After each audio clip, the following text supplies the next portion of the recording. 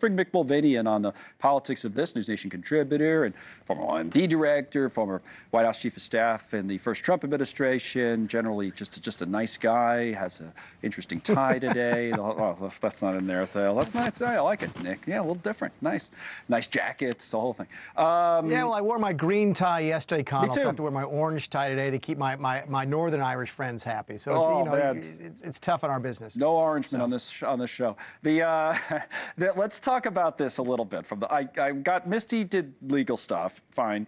The politics of all this back and forth, and even John Roberts speaking out. What do you make of it? It is rare. I mean, it's funny. George Will was on with us last hour, and he brought up something I hadn't thought of. He doesn't think Roberts should get involved in this, even if he thinks this. What do you think?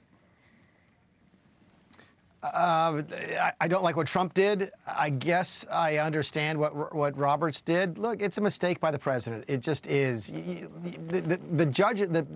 Justice Roberts' statement is right.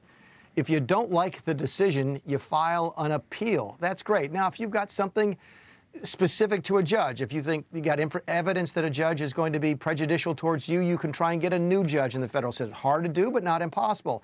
If you got information, evidence that a judge should be impeached because of something they've done, if they're engaging in criminal activity outside of their role as a judge, then you can bring an impeachment motion and so forth. But you don't bring an impeachment motion just because you don't like the decision. And what it does is this, and this is what I'd be telling the president if I was in the White House, is, you know, Mr. President, now, when you get a decision that you do like at some point down the future, the left is going to say that that judge should be impeached. And you sort of undermine the credibility of the entire institution. And when you're going to win, and he probably is on this one, that just hurts you more than it hurts anybody else. Who's going to win?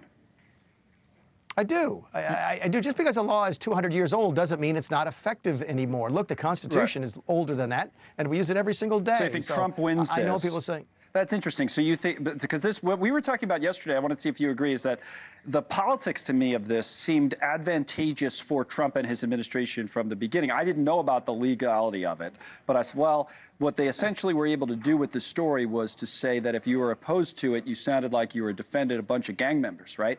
And so that looked like for them, it's like, all right, we put our opponents, for lack of a better term, in this corner. But then when I started reading about the legalities of it, I was like, well, at the same time, maybe they're digging a hole on precedent and due process and all that kind of thing. So pick up if you can. I do. I would, you know, listen, I'm no longer practice law. I used to practice law a long time ago, but so don't come to me for legal advice.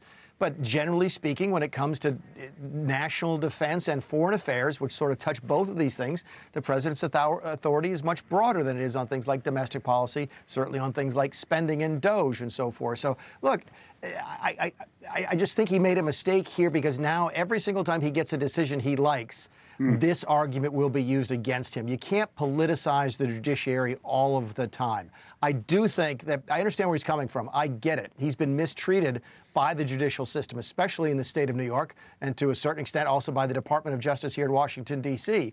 But that doesn't mean you undermine all of the faith in the institution every time you get a decision you don't like, because sooner or later you might get a decision you like, and other people will start doing the same thing you've done. All right, one more thing. This is on the economy. Maybe go back to your OMB days for this one, but this sounds counterintuitive on its face. I'll put up the headline from the New York Times, but I want to know if you agree with this idea that a recession in this country might be, quote unquote, worth it. And the argument seems to be from some of the administration, Scott Bessent and others, that, hey, if you got out ahead of 2008 and somebody, quote, did something in 2005 or 6 or whatever about subprime mortgages, it would have been less painful than going through some sort of big crisis. So how do you see what they're doing now economically? Is there any long-term gain for the short-term pain? I mean, you know, in hindsight, Scott Bessent is probably correct. If we'd had a moderate correction back in 2005, 6, or 7, or some correction in the housing market, it might have either, you know, forestalled 2008, the global financial crisis, from happening, or make it not as bad. But it's always the easiest to see that as hindsight. Look, I've heard the same rumors that the Trump administration is trying to move the economy into recession. I don't buy it. I think the president is smart enough to know it's a lot easier to get into a recession than it is out of a recession. That building behind me has to have an election, Connell, in just 18 months. And if you're in a recession 18 months from now, then you're looking at Hakeem Jeffries is the Speaker of the House, another impeachment trial of Donald Trump, and he knows all that. Look, the economy is always going to do what it's going to do. Government can impact it. If you could predict the future, you'd have a lot more money than even Scotty Bessent or Donald Trump. Yeah. Thanks so much for watching. Just go to joinnn.com to find NewsNation on your television provider. And don't forget to click the red subscribe button below to get more of NewsNation's fact-driven, unbiased coverage.